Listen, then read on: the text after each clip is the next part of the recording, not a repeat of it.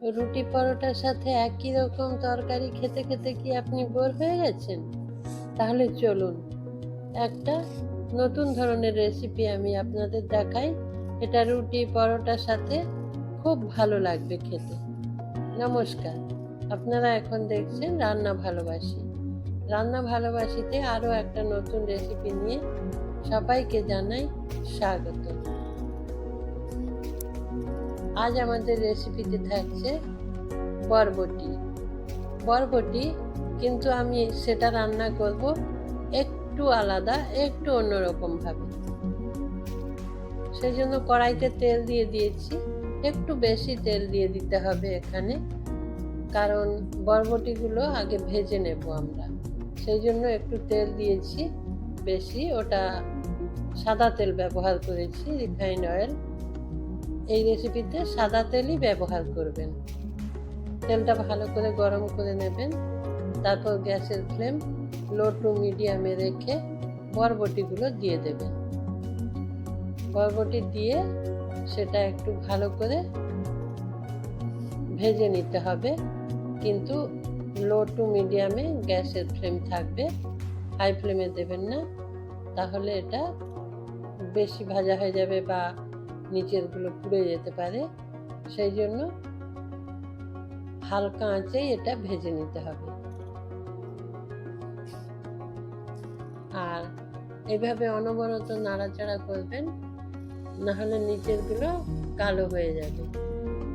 এই দেখুন, খুব সুন্দর করে ভেজে নিয়েছি বরবটি। এইভাবে ভেজে নেবেন।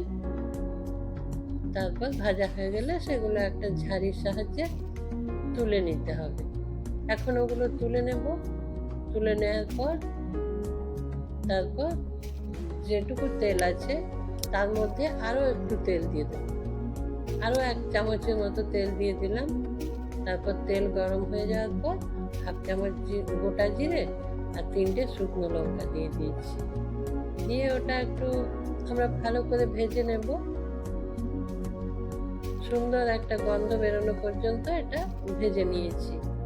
এটা একটা সম্পূর্ণ নিরামিষ রেসিপি, সেই জন্য এখানে আমি পেঁয়াজ বা রসুন কোনোটাই ব্যবহার করলাম না।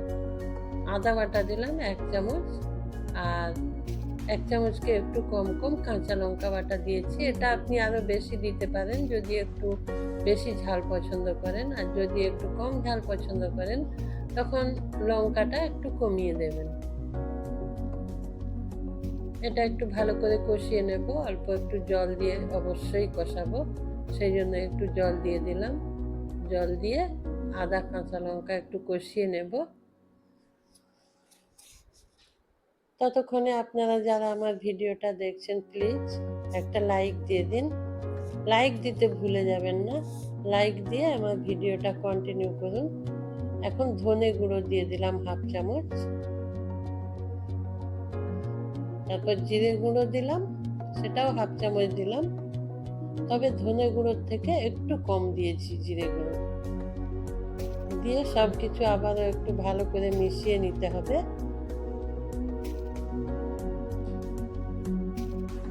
এই সময় হাই ফ্লেমে গ্যাস রাখবেন না। ভালো করে কষিয়ে নেওয়ার পর এখন টমেটো বাটা দিয়ে দেব। এখানে 2টো টমেটো বেটে রেখেছিলাম, সেটা দিয়ে দিলাম। দিয়ে এবার ভালো করে একটু কষিয়ে নিতে হবে। মিডিয়াম ফ্লেমে গ্যাস রেখে এভাবে কষিয়ে নেব। মশলা থেকে তেল ছেড়ে আসা পর্যন্ত এটা খুব ভালো করে কষিয়ে নিতে হবে। তারপর এখানে হলুদ 1/2 চামচ আর 1/2 চামচের থেকেও কম লাল লঙ্কার গুঁড়ো ব্যবহার করলাম। ওই যে বললাম, লঙ্কার পরিমাণটা আপনারা বুঝে দেবেন। আপনারা কীরকম ঝাল পছন্দ করেন সেই পরিমাণ বুঝে লঙ্কা দেবেন। এখন মশলাটা ভালো করে কষিয়ে নিতে হবে।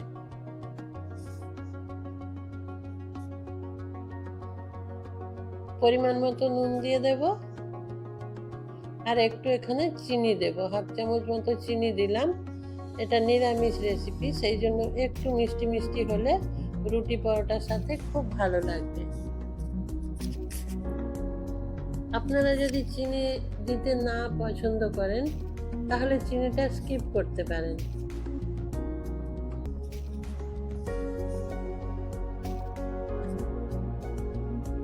মশলাটা কষানো হয়ে গেছে। এই যে দেখুন, কড়াই থেকে তেল ছেড়ে গেছে, মশলা থেকে তেল ছেড়ে গেছে। এখন ওই মশলার মধ্যে ওই ভেজে রাখা বরবটিগুলো দিয়ে দেব, দিয়ে ভালো করে নাড়াচাড়া করব। নাড়াচাড়া করে পরিমাণ মতো জল দিয়ে ওটা ঢেকে 10 মিনিট রান্না করব। আমি ততক্ষণ এই প্রসেসিংগুলো করি। প্লিজ আপনারা আমার ততক্ষণে চ্যানেলটা সাবস্ক্রাইব করে দিন। আপনারা যারা নতুন বন্ধু আছেন আমার চ্যানেলটা সাবস্ক্রাইব করে ডান দিকে থাকা বেল আইকনটা প্রেস করে দিন প্লিজ। তাহলে আমি অনেক উৎসাহ পাবো রান্না করার, আর আপনারা আমার রান্নার সমস্ত নোটিফিকেশনগুলো পেয়ে যাবেন। পরিমাণ মতো জল দিয়ে দিলাম। এখানে আর খুব বেশি জল দেওয়ার প্রয়োজন নেই, কারণ এখানে গ্রেভি কোনো থাকবে না, একটু রান্নাটা শুকনো শুকনো হবে।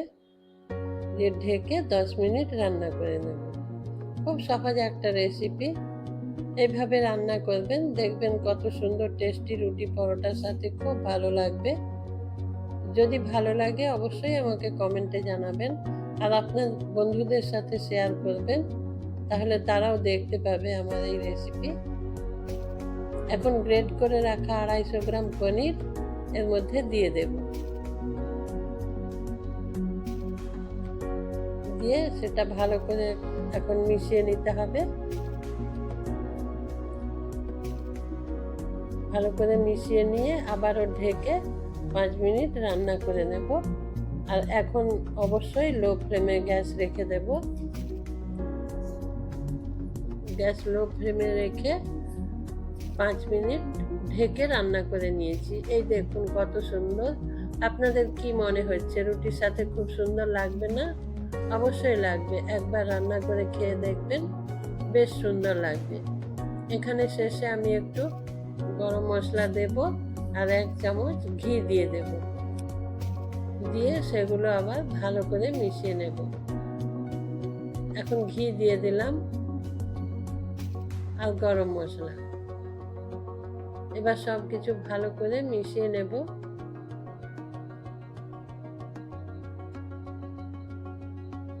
রাতের ডিনার বা সকালে ব্রেকফাস্ট, লাঞ্চেও এটা ভাতের সাথে খেতে পারেন, খুব ভালো লাগবে। রান্না কমপ্লিট হয়ে গেছে।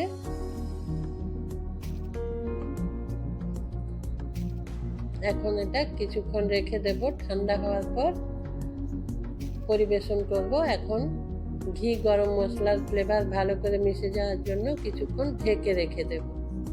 আপনারা এতক্ষণ আমার সঙ্গে ছিলেন, সেই জন্য আপনাদেরকে অসংখ্য অসংখ্য ধন্যবাদ।